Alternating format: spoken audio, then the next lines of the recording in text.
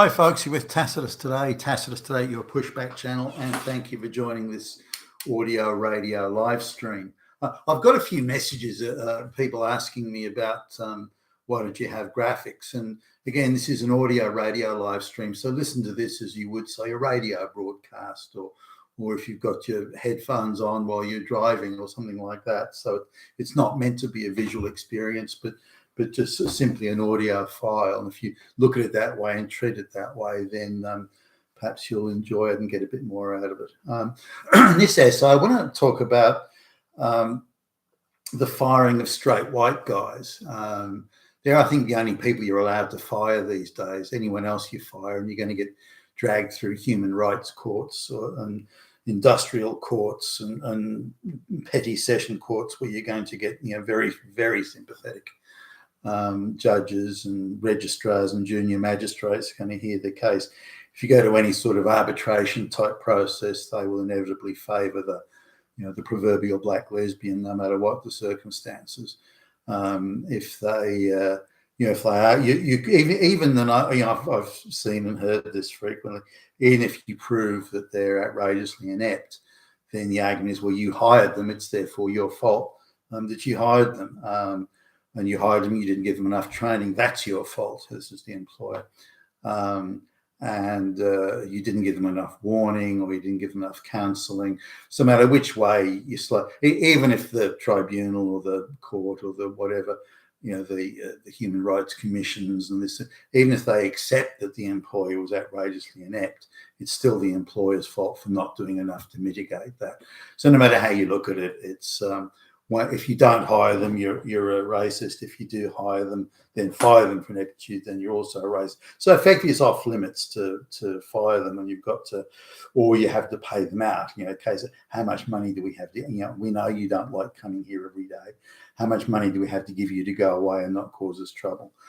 So effectively, shakedowns, and these people get, in many cases, extremely generous payouts. More than they would make in 12 months at the average wage, and they just get this just given to them as a gift to just go away and don't cause us a hassle. So I just want to sort of put that out there first, because as I've mentioned a million times, I've got a share in a business, and so whilst I'm not involved in every day in the day-to-day, I often go to well, not that often actually, but I go to meetings and with clients and various things. And I look at I go to meetings where there may be some legal sensitivity, because I'm pretty sharp on those issues. And also where I think, well, that could be interesting, and I'll go along. As much for the personal interest angle as anything else. Anyway, we're doing we've got a contract to do some work, and the CEO is a straight white male. I mean, he's not much. I should also, I'm just going off on another sort of slight tangent here. There were two phases to what we see as equity employment here, affirmative action. The first phase of the affirmative action was where the big banks, the big financial institutions, the venture capital firms, the Wall Street goons, the BlackRocks, they'd amassed a certain amount of power by the late 1990s, and they began to exercise that power by appointing their nominees in as CEOs, boards of directors, and so on. Now, there'd always been a certain amount of cronyism at that level, because it's prestigious and or well paid, or both. And so the big financial entities, their influence overall increased, particularly after that first Gulf War. That was when they really started to have an undue amount of influence, where the US government in particular said, look, we need the money to finance the war. We don't want the interest rates to go up. And the financial sector said, not a problem. We'll make sure you've got the money to do the war, and we'll keep the interest rates low.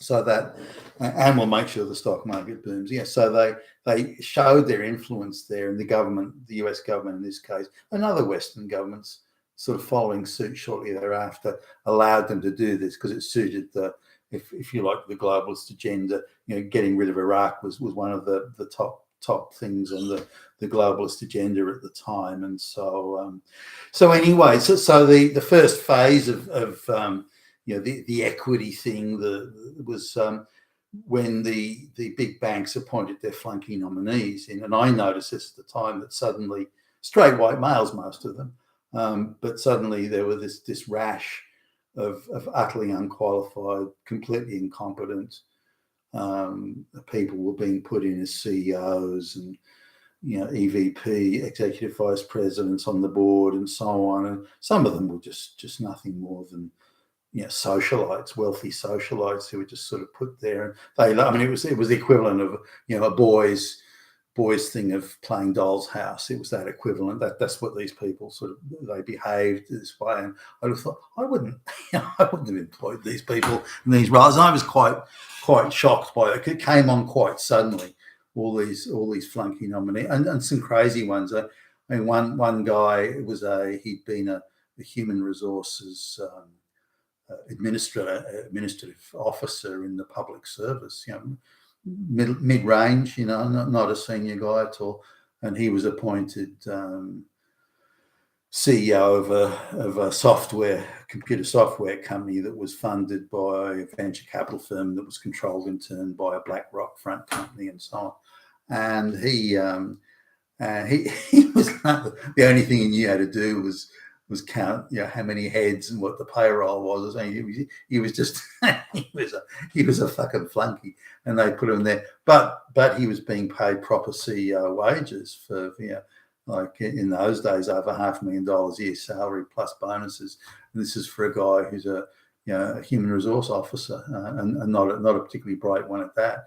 I mean, he had this way of bowing his head and looking very submissive, which I'm sure the globalist goons liked, but and he did exactly as he told. He didn't take a shit without asking permission or being told to do it, which is what they wanted. So the first phase was that, appointing the flunky, unqualified straight white male CEOs.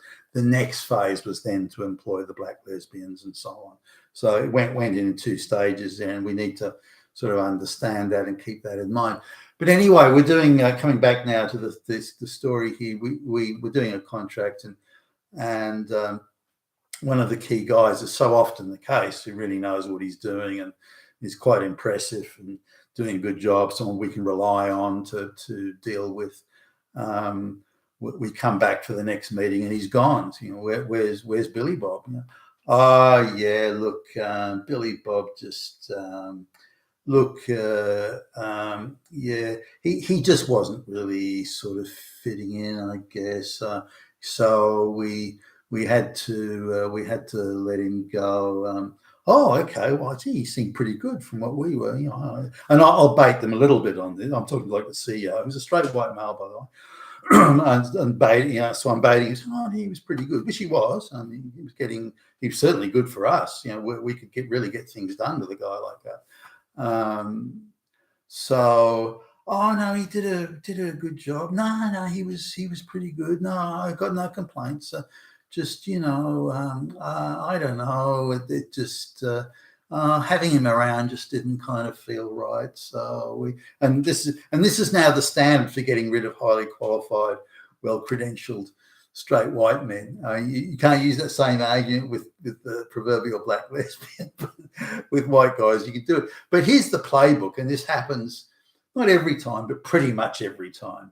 So here's the gig. The CEO, and I'm sure there's someone behind him, like the venture capital firm guys or something. So get rid of that dude. He's just too knowledgeable. He's just too, I don't know, self-assured or confident or too credentialed or something. But you got to get rid of that guy. Anyway, the CEO is going to get rid of him. But he's done nothing wrong. He's a model employee in every respect. So you still run a risk that he'll sue you if you kick him out for no reason. So you've got to find a reason. So you've got to say, well, this is why we got rid of him. And they go through a series of things. And again, this is the thing that I've seen this so many times now. I've lost count. It ceases to be remarkable because it's the same playbook.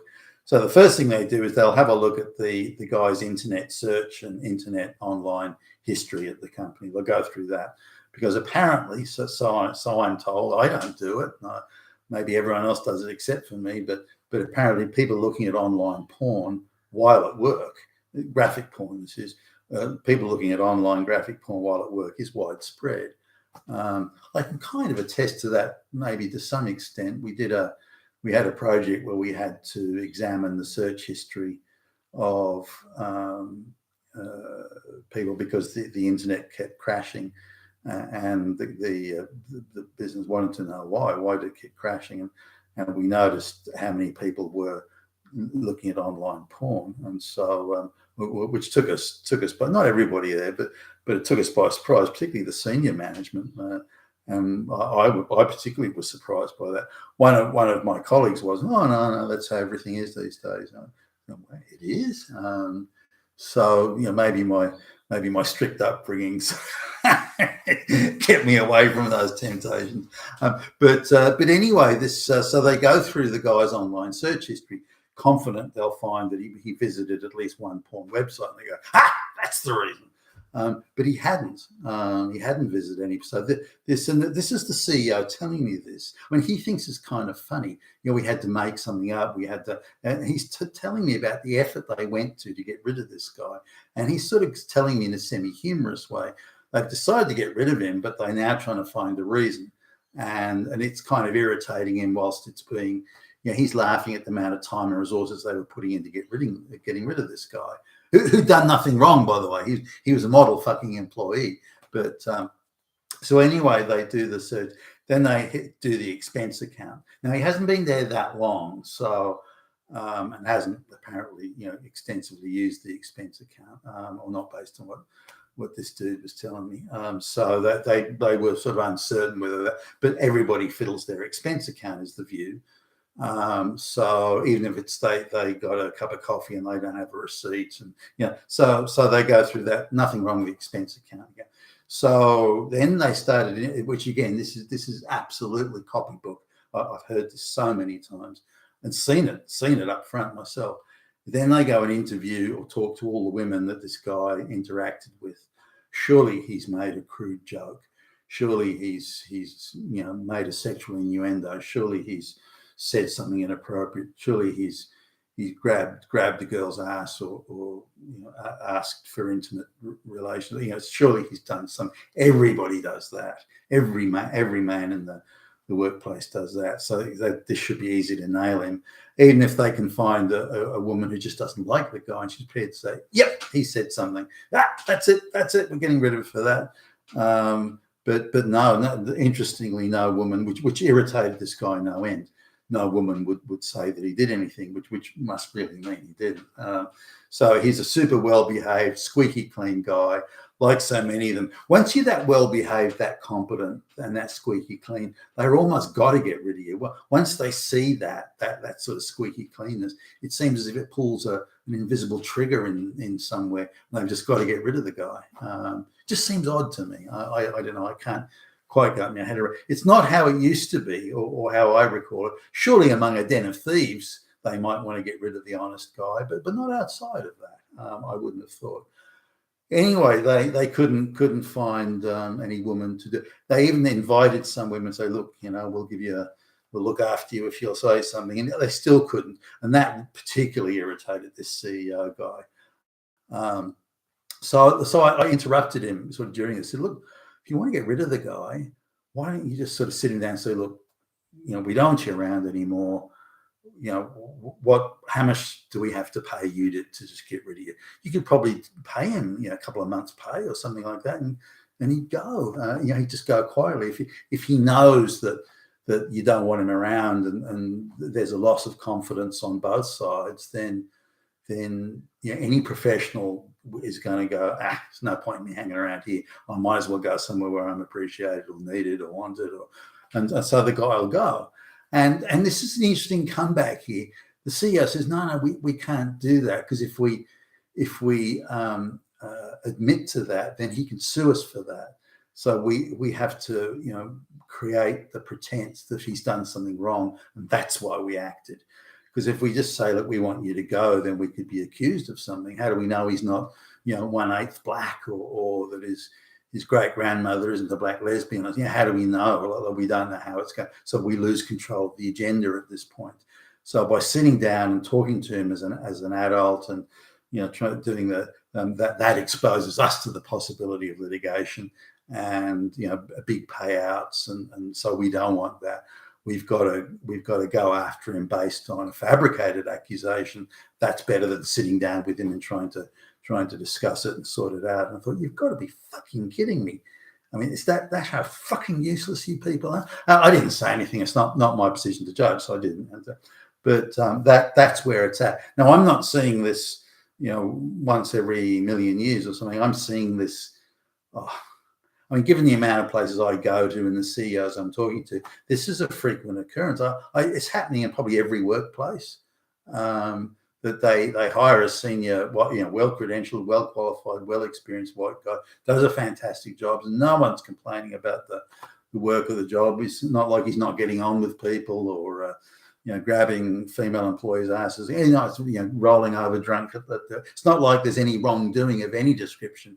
They just don't want him around. They've just decided, no, we don't want you. And some of the things that come back are things like, he makes the affirmative action hires feel insecure and so on. So they have to get rid of the guy. But in this instance, they ended up did cut a deal with him, and he left quietly, and they had a legal agreement that he had to sign, and they signed, so we'll give you X amount. The guy didn't tell me exactly how much money, but they gave me. But he assured me or felt convinced it was less.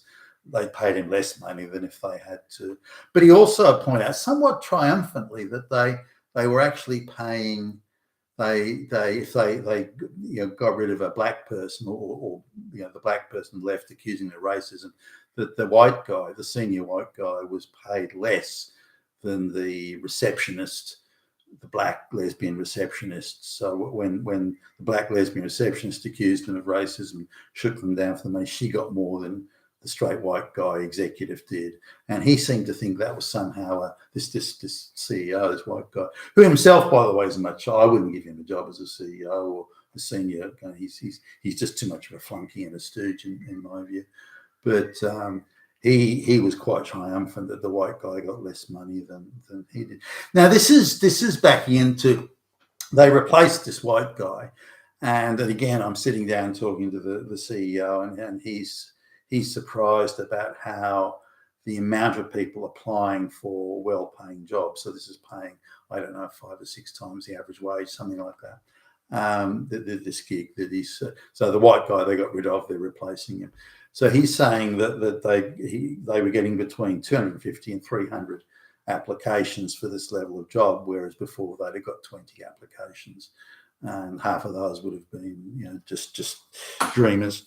So he's pointing out how many people, and he also points out how credentialed many of them are. Most of them are older white men, as you'd expect for this level of seniority and experience and credentials. And he says there's more MBAs than you can poke a stick at, and PhDs, So he's saying he's getting a lot of captains of industry type people, well credentialed, well experienced, very well qualified, and he's quite in awe of this. And he comments that nearly all of them are better qualified than he is, which wouldn't be that hard, by the way. The CEO guy, he's obviously been appointed by the financial institutions. He's not he's not someone who won the job in a competitive market, that's for sure.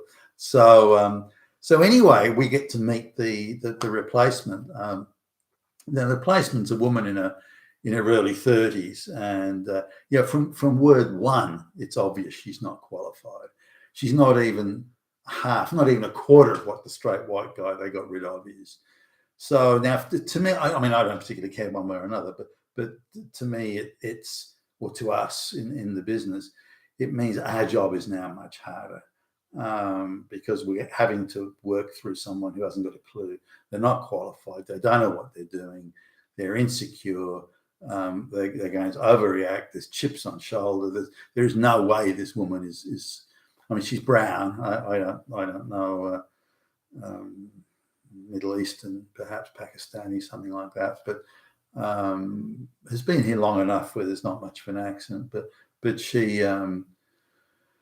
she's simply not qualified. It's not even remotely qualified. So how, when they had so many well-qualified people applying, do they end up hiring someone who is in no way qualified? I mean, how does that even happen? They must start with a thing of, okay, let's make a pile of CVs with all the qualified people. Okay, throw that in the trash. What have we got left?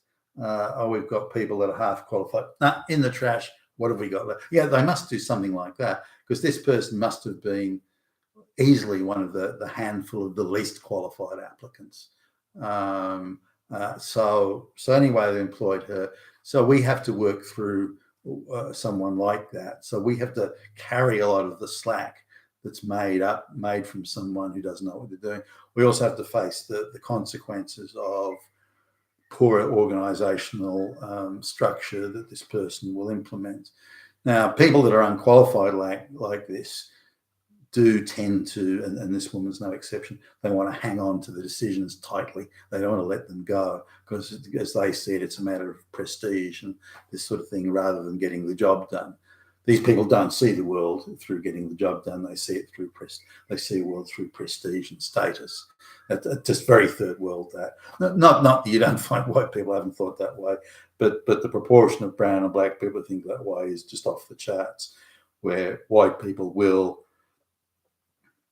in the main, white people, especially the better qualified ones, will go, okay, the priority is to get the job done, and the sacrifices we make are in the aid of getting the job done, within the law and so on. Whereas the brown and black person will be obsessed with status and things like that, and their pride and all that sort of stuff, and they'll put that first, second, third, fourth, fifth, and only somewhere well down the pike will they consider getting the job done, and even that's an afterthought. So that makes it much harder for us. So we tend to want people who are good at what they do.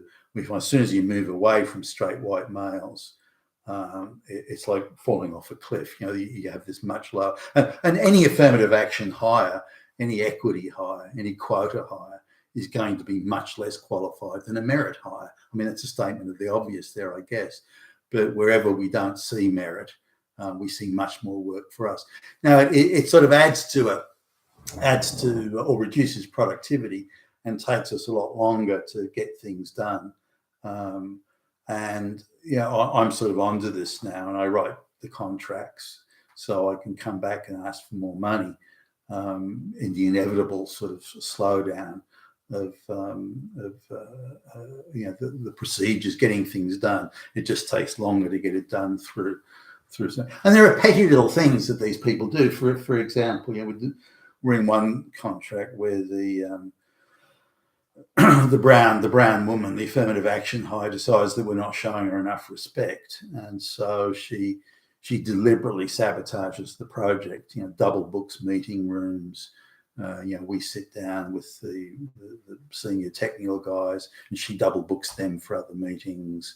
Things like that, where deliberately and willfully tries to undermine it, purely on the basis of you're not showing me enough respect, or her perception of what respect is.